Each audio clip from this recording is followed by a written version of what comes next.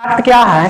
Question देखो कैसे पूछेगा 5 नंबर में कि रक्त क्या है, अब इसके घटकों का वर्णन करें। ठीक है, तो रक्त क्या है बोलेंगे, रक्त एक सरल संयोजी ऊतक है जिसका पीएच मान 7.4 होता है या क्षारीय होता है। लड़कों में यह 5.5 लीटर होता है और लड़कियों में आधा लीटर कम होता। इसमें हीमोग्लोबिन पाया जाता है जिसमें आयरन रहता है, आयरन की कमी से एनीमिया रोग होता है। रक्त का निर्माण अस्थि मज्जा में होता है और भ्रूण में रक्त का निर्माण लीवर में होता है। ठीक है, और रक्त पलिहा में जाके स्टोर होता है, इसलिए पलिहा को ब्लड बैंक भी बोला जाता है। और मृत्यु भी पलिहा में ही होता है, इसलिए पलिहा को कब्रिस्तान कहा जाता है। ठीक है, चलो आगे इसके आप घटक मतलब इसके प्रकार, इसके घटक। तो इसके 2 घटक होता है, नहीं पर पहला होता है रक्त प्लाज्मा, रक्त प्लाज्मा रक्त। ठीक है, और एक होता है रुधिर अणु, रुधिर देखो रुधिर में अणु रहता है, रुधिर प्लस अणु का हो जाएगा रुधिर अणु, मतलब रक्त में अणु, रक्त में यानी ये रक्त प्लाज्मा जो होता है वो तरल अवस्था में होता है। कैसा? तरल होता है, जबकि रुधिर अणु होता है वो ठोस होता है। ठीक है, छोटा छोटा कण उसमें देखा होगा, खून में बहुत सारा तैरते रहता है, नहीं खून तो पानी टाइप के रहता है तरल, उसमें जो गोल गाल तैरते रहता है देखा होगा लाल रंग के या श्वेत रंग के। ठीक है, वो सब कौन होता है? रुधिर अणु। और वो ठोस होता है, कच होता है। इसको इसे काची बोल सकते हैं, रक्त कोशिका भी बोलते हैं। काची? रक्त कोशिका, रक्त का कोशिका ही होता नहीं। और ये रक्त प्लाज्मा। ठीक है, रक्त प्लाज्मा जो होता है पूरा रक्त का कितना होता है? 60%। पूरा रक्त का 60% होता है। तो बताओ ये कितना बचा? 40%। नहीं, इसमें देखो ये तरल अवस्था में होता है, पूरे रक्त का 60% होता है। रक्त प्लाज्मा में 90% पानी होता है, 90%, और 10% में कुछ हो गया, प्रोटीन हो गया, कार्बोहाइड्रेट हो गया, कार्बोहाइड्रेट। ठीक है, और ग्लूकोज, बाकी सब जितना भी आता है वो कितना में है? 10% में। ठीक है, और पूरा 90% का होता है पानी। ठीक है, और रुधिर अणु ठोस आकार का होता है। कैसा? ठोस रहता है, मतलब वो पानी नहीं रहता है, उसमें ठोस रहता है, कण रहता है। ठीक है, इसलिए इसको रक्त कण भी बोल सकते हैं, रक्त कण भी बोल सकते हैं। ठीक है, इसको रक्त कोशिका भी बोला जाता है। ये कितना होता है? पूरे रक्त का 40% होता है। ठीक है, कितना होता है? 40%।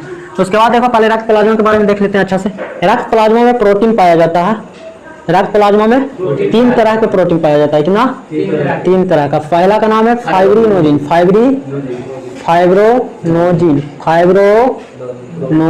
ठीक है, दूसरा का नाम है प्रोथ्रोम्बिन। और तीसरा जो प्रोटीन है उसका नाम है हेपरिन। ठीक है, ये फाइब्रिनोजिन जो होता है वही थोड़ा रक्त को गाढ़ा बना के रखता है। कैसा? रक्त को गाढ़ा बना के रखता है। इससे अगर फाइब्रिनोजिन कमी मतलब हो जाएगा अगर रक्त में, तो और क्या हो जाएगा? अरे तरना सो गया, उठा दो। इतना बेहोश कैसे हो जाता? ये देखा, अगर फाइब्रिनोजन रक्त से निकल गया, ब्लड से फाइब्रिनोजन निकल जाता, ठीक है, तो वो हल्के पीले रंग का और पूरा एकदम उसको क्या बोलेंगे, मतलब गाढ़ा नहीं रहेगा, पूरा गाढ़ा, पूरा पतला रहता है। रक्त कैसा हो जाता है? पतला हो जाता है। क्यों हो जाता है? क्योंकि फाइब्रिनोजिन कम जाता है। ठीक है, तो अगर फाइब्रिनोजिन नहीं रहेगा तो वैसे रक्त प्लाज्मा को बोलते हैं सीरम। क्या बोलते हैं?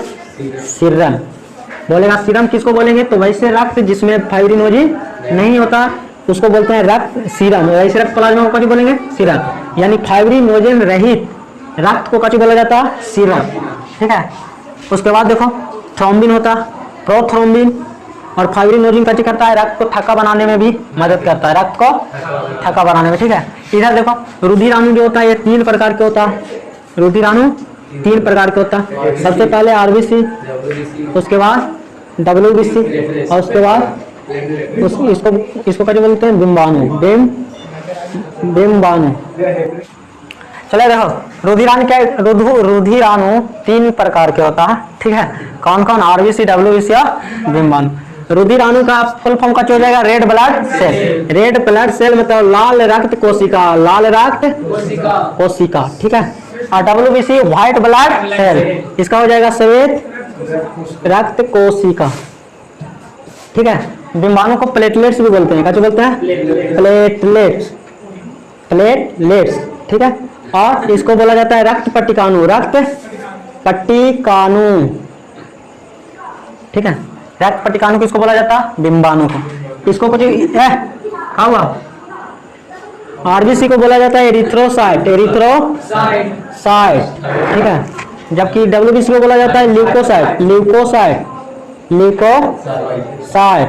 अब बिंबाणु को बोला जाता है थ्रोम्बोसाइट, थ्रोम्बोसाइट, ठीक है। और एरिथ्रो आरबीसी, ठीक है। आरबीसी का जीवन काल, आरबीसी का जीवन काल कितना होता है? 120 दिन।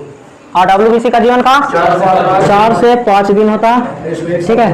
और इसको 7 दिन होता है, ठीक है। और इसमें क्या पाया जाता है? इसकी संख्या कितना होता है? इसका संख्या होता है 50 लाख, 50 मतलब 5 मिलियन, कितना? 5 मिलियन।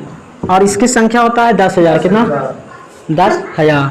और बिंबाणु की संख्या होता है 2 लाख, ठीक है। बिंबाणु की संख्या कितना होता है? आरबीसी में हीमोग्लोबिन पाया जाता है, आरबीसी में हीमोग्लोबिन पाया जाता है, ठीक है। और हीमोग्लोबिन में क्या पाया जाता है? आयरन, ठीक है। और अगर आयरन की कमी हो जाता है तो कौन सा रोग होता है? एनीमिया रोग होता है, ठीक है। इसलिए आयरन की गोली दिया जाता है, आयरन की, जिसको खून की कमी हो जाता है उसको कौन का गोली दिया जाता है? आयरन, ताकि हीमोग्लोबिन बढ़े और खून की मात्रा बढ़े, ठीक है। डब्ल्यूबीसी क्या करता है? ये रोग से रक्षा करता है, रोग से रक्षा करता है, ठीक है। और बिंबाणु है जो ऊर्जा प्रदान करता है, कच्ची ऊर्जा प्रदान करता है। हीमोग्लोबिन होता है किसमें? आरबीसी में, ठीक है।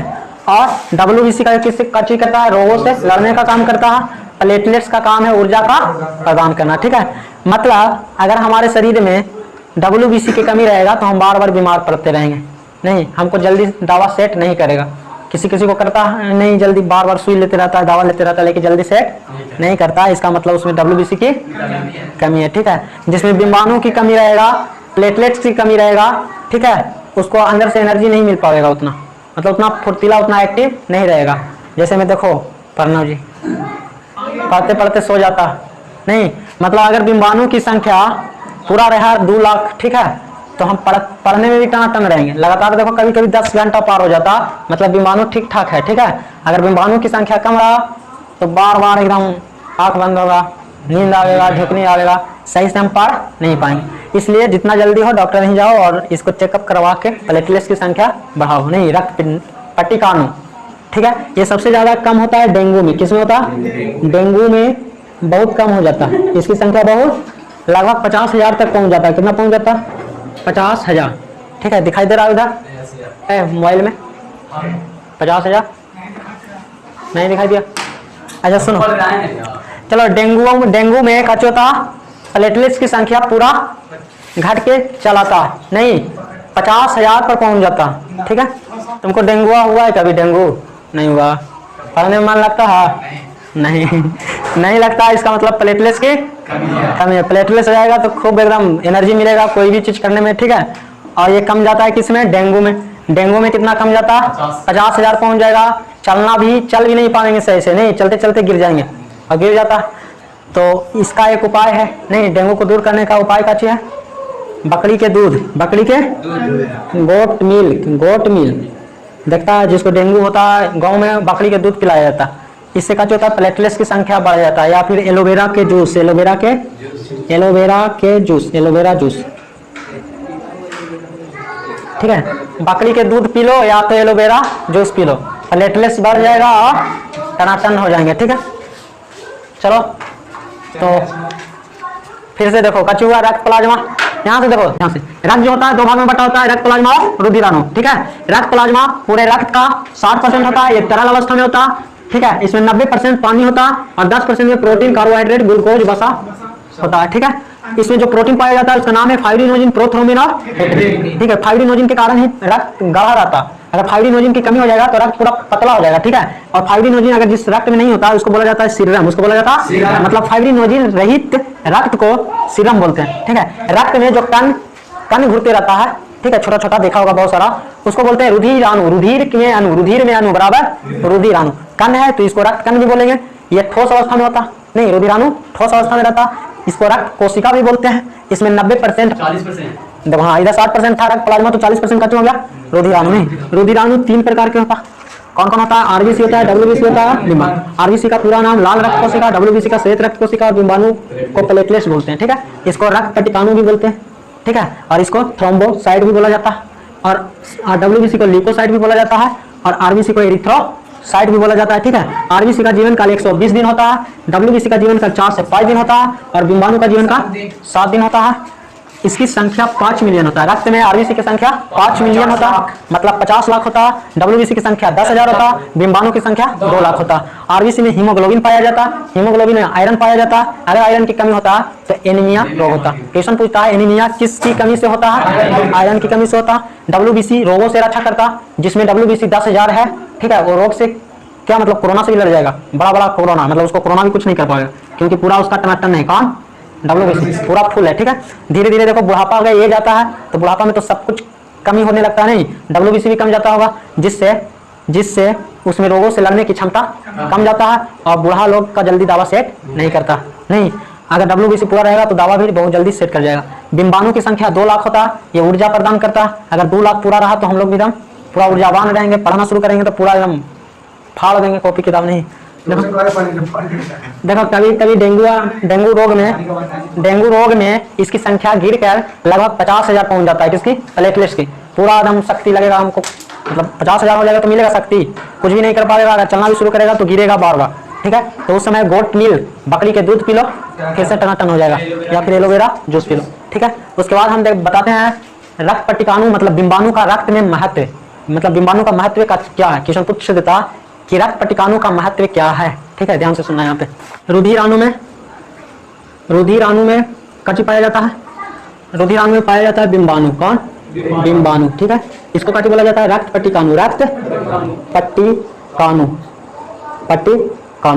ठीक है। मतलब डब्ल्यूबीसी का चीज को नाम है प्लेटलेट्स, ठीक है। और जो रक्त प्लाज्मा में था, कहाँ? रक्त प्लाज्मा, ठीक है। रक्त प्लाज्मा में कच्ची पाया जाता है। रक्त प्लाज्मा में पहला फाइब्रिनोजेन, और दूसरा कौन था? प्रोथ्रोम्बिन, ठीक है। ये तीनों मिलकर रक्त को थक्का बनाने में हेल्प करता है। ये तीनों मिलकर क्या करता है?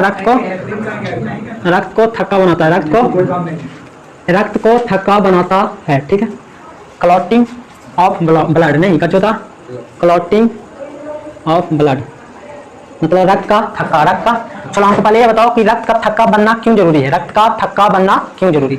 नहीं तो सुनो, रक्त का थक्का बनना बहुत जरूरी है। नहीं, अगर कटने के बाद रक्त थक्का नहीं बनता है तो ब्लड निकलना शुरू होगा तो निकलते रहेगा, बंद नहीं होगा, क्योंकि थक्का नहीं बनेगा, वहां पे जमेगा नहीं तो रोकेगा कौन? जैसे अगर वो थक्का नहीं बना, मतलब वहां पर से मान लेते हैं हम उसको चाप लिए, ठीक है। कुछ देर तक इसको चाप के रखें, कट चुका है उसको हम चाप के रखें, ठीक है। कितना देर तक चाप के रखेगा? 1 दिन, 2 दिन, 10 दिन, कितना दिन? जिससे ही उसको हटावेगा फिर वो रक्त बहना शुरू हो जाएगा। नहीं तो उस समय रक्त थक्का बन जाता है, ठीक है, वहां पे जम जाता है, वहां पे मांस नया फिर निर्माण हो जाता है, ठीक है। मतलब रक्त का थक्का बनना बहुत जरूरी है। और ये रक्त को थक्का कौन बनाता है? बिंबाणु, फाइब्रिनोजेन और प्रोथ्रोम्बिन, ठीक है। और विटामिन में देखेंगे तो कौन? विटामिन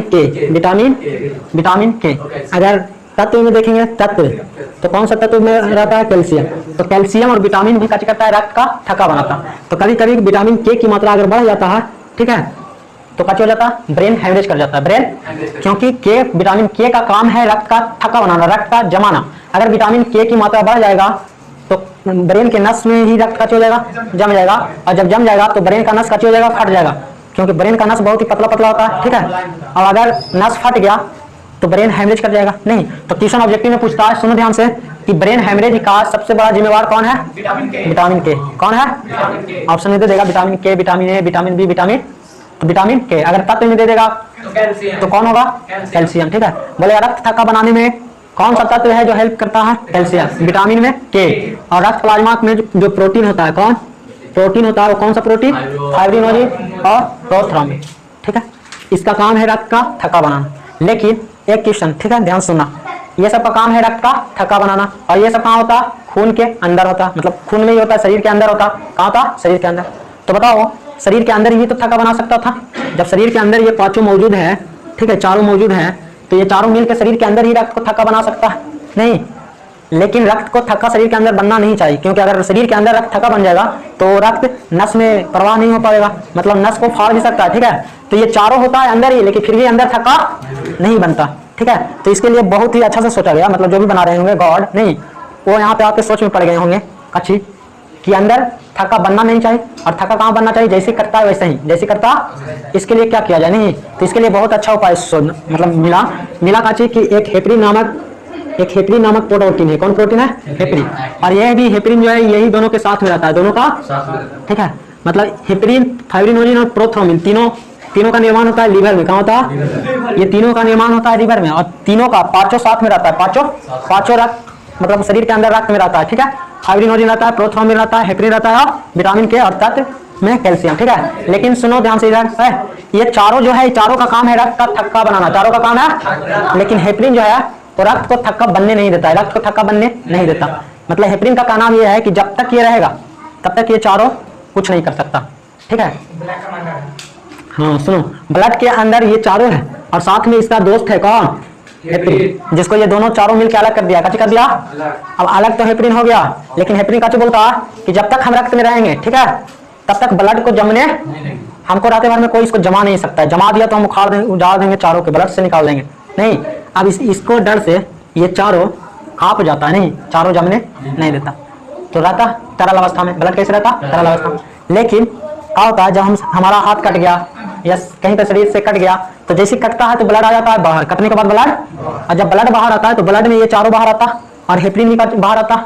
लेकिन जैसे बाहर हेपरिन आता है तो हेपरिन का एक दिक्कत यही है कि जैसे हेपरिन को हवा लगता है तो हेपरिन मर जाता है। हेपरिन अच्छा आदमी हवा लगने से मर जाता, मतलब उसका दिमाग खराब हो जाता है। नहीं, हवा लग गया तो ये काम करना बंद कर दिया, काम करना, इसको हवा लग गया और इसका दिमाग अलग हो गया। ठीक है, अब ये हवा लगने के कारण हेपरिन मर जाता, तो बचा कौन? ये चारों। और ये चारों का काम है का रक्त का थक्का बनाना। ठीक है, तो ये चारों मिलकर थक्का बना देता। क्यों? क्योंकि वहां पर हेपरिन तो है नहीं, हेपरिन को हवा लग गया, वो अपना अलग दुनिया में चल गया, तो ये चारों मिलकर क्या कर देता? रक्त को थक्का बना देता। लेकिन एक बीमारी है, ठीक है, उसका नाम है हीमोफीलिया। कची? हीमोफीलिया। ठीक है, हीमोफीलिया में कची होता? हीमोफीलिया में होता यह है कि हेपरिन को इतना ऊर्जा मिल जाता है, मतलब कि हेपरिन को हवा लगता है फिर भी वो मरता नहीं, मतलब बहुत ज्यादा एक्टिव हो जाता है। क्या हो जाता है? एक्टिव हो जाता है। नहीं, एक्टिव मतलब वो सोच लेता है कि नहीं, अब हमको हवा के द्वारा मरना नहीं है। नहीं, ये मरता नहीं है, इतना ज्यादा एक्टिव होता है कि हवा लगने के बाद भी वो मरता नहीं है, तो फिर वो जमने नहीं देता। इसका यही तो है कारण। नहीं, जब तक कि जिंदा रहेगा कोई इसको जमाना है तो पहले हमको मारना, पहले हमको, और इसको ये सब मिलकर मार नहीं पाता, इसको मारता कौन है? हवा।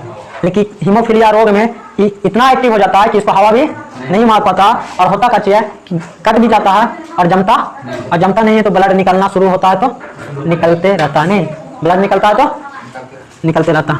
ठीक है, तो बताओ ब्लड को जमने कौन नहीं देता? हेपरिन। ब्लड को जमाता कौन है? फाइब्रिनोजिन, प्रोथ्रोम्बिन और विटामिन के, कैल्शियम और प्लेटलेट्स डिम्बाणु। बोलेगा कि प्लेटलेट्स या रक्त पटिकाणु का क्या महत्व है? ठीक है, तो रक्त पटिकाणु की संख्या 2 लाख होता नहीं, अगर इसकी संख्या ठीक ठाक रहता है तो हमको ऊर्जा मिलता और हम फुर्तीला रहते हैं। और रक्त पटिकाणु का काम है रक्त का थक्का बनाना, रक्त का। अगर रक्त थक्का नहीं बनता है तो कटने के बाद रक्त निकलना शुरू होगा, तो निकलते निकलते पूरा रक्त बाहर निकल जाएगा और आदमी की मृत्यु हो जाएगा। इसलिए रक्त पटिकाणु को रक्त में होना, ताकि वो रक्त का थक्का बना सके, क्योंकि ये निकल गया तो रक्त जल्दी थक्का नहीं बनेगा। नहीं, तो बहुत जल्दी खून बाहर निकल जाएगा, जरा सा भी करेगा बहुत जल्दी निकलना शुरू होगा, निकलते रह जाएगा। ठीक है, तो यही सब लिखना रहता।